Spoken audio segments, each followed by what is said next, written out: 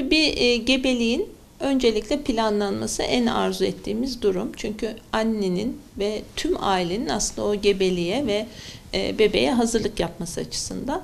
Annenin gebeliği planladıktan sonra tabii biz aslında ta gebelik öncesinde annenin herhangi bir kronik hastalığı varsa buna dair muayenelerinin, testlerinin yapılmasını arzu ediyoruz. Çünkü kronik hastalıklar maalesef günümüzde de arttı. Onun dışında annenin bir folik asit kullanımının gebelikten önceki aylarda da kullanılmasını öneriyoruz mutlaka. Daha sonra gebe kaldığını anne öğrendiği andan itibaren mutlaka ilk muayenelerinin bir kadın doğum hekimi tarafından yapılması lazım. Çünkü her zaman erken gebelik döneminde bazen erken gebelikle karışabilecek dış gebelik gibi, halk arasında üzüm gebeliği olarak bilinen durumlar gibi bazı karışan durumlar oluyor. Bunların tanısı önemli. Tabii biz şimdi eskiden olduğu gibi değil, artık çok kolaylıkla hekime ulaşılabiliyor. Ultrasonografi son derece yaygın, dünyada artık son derece yaygın bir yöntem. Ama eskiden ultrasonografinin olmadığı dönemlerde bu ayırıcı tanıları sağlamak oldukça zordu. Fakat günümüzde de şöyle bir durum oluşuyor. Artık her yerde tetkik yapılabilir olduğu için hastalar heyecanlanıp hani aynı gün içinde birden fazla tetkik yapıyorlar. Bu da ciddi bir kafa karışıklığına yol açıyor. O yüzden hekiminizi belirleyip onunla beraber ya da hastanenizi belirleyip o süreçte, ki gebelik uzun bir süreç, 9 aylık bir süreç, o süreçte yapılması gereken işlemleri adım adım düzenli bir şekilde gerçekleştirmek gerekiyor. Tabii gebeliğin her haftasına yönelik risk faktörleri taşıyan durumları farklı.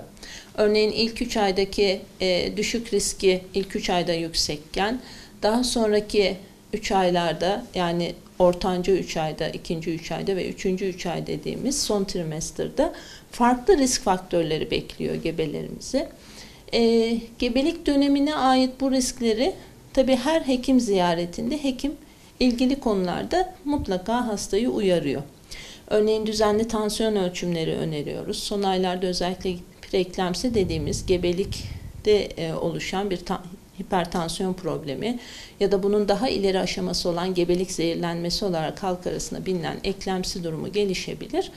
Bunlar için mutlaka tabii hekiminiz uyaracaktır sizi, ama siz düzenli zaten hekim vizitlerinizi yaptığınızda bunlar hakkında detaylı bilgi alacaktır hastalarımız. İlk tabii gebeliğin normal rahim içi yerleşimde normal yerinde yerleşmiş bir gebelik olduğundan ve bebeğin kalp atışlarının artık başladığından emin olunması gereken ilk aylar çok önemli. Çünkü eğer burada bir dış gebelik söz konusuysa hastayı ameliyata dahi götürebilecek sonuçlar olabilir. Bazen tıbbi olarak tedavi edilir, bazen ameliyat gerekir.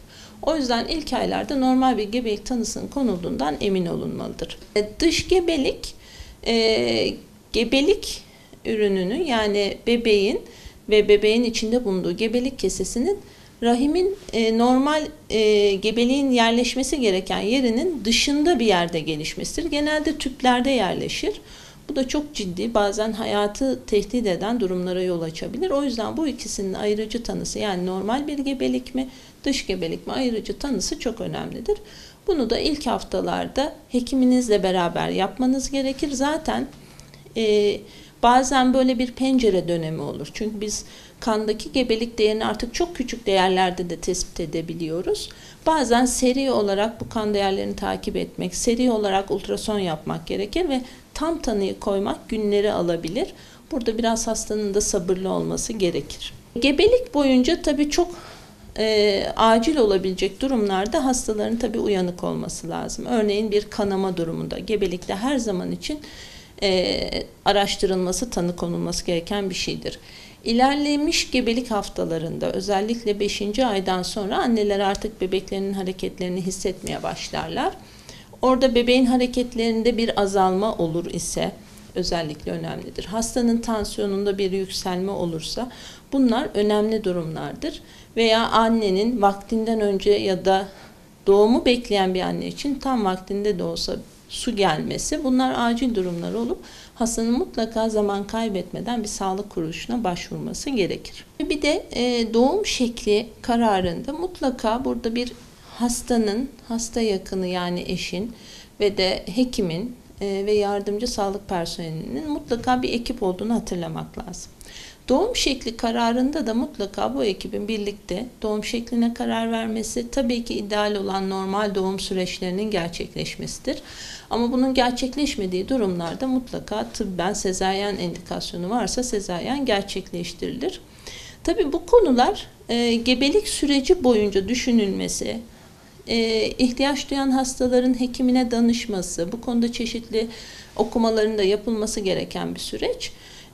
Bu konuda bizim örneğin hastanemizde de Sağlık Bilimleri Fakültesi ile beraber ortaklaşa düzenlediğimiz gebe eğitim sınıflarımız mevcut.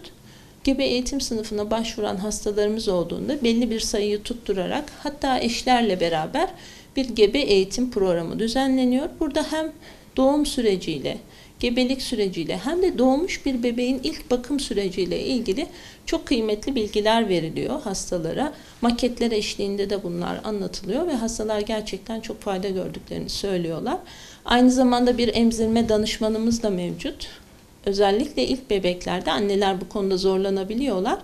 Bu konulardaki eğitim veren arkadaşlarımızdan da faydalanabilirler. Kendileri için de çok rahatlatıcı oluyor. Çünkü bilmemek daha bir korkutucu oluyor. Yeni anne bebeğini nasıl tutacağını öğrenmesi bile bazen onu endişelendirebiliyor.